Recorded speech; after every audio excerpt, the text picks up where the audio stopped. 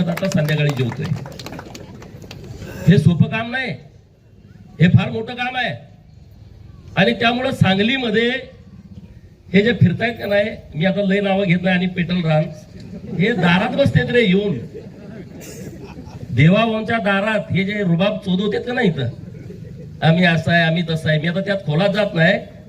12 नंतर रात्री 1 नंतर देवाभाऊ मला भेटायचं आहे, आणि इकडे रुबाब मी असं करेन मी तर. अरे तुमच्या हातात काय आहे?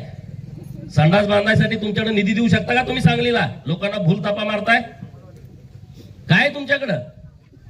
गल्ली बोळात फिरताय, 15 दिवस झालं मी बघतोय. गल्ली बोळात इकडं तिकडं अमुक तमुक, ह्याची मतं द्या त्याची मतं द्या. अरे लोकांनी तुम्हाला ओळखलंय, तुमच्याकडे काय विजन आहे?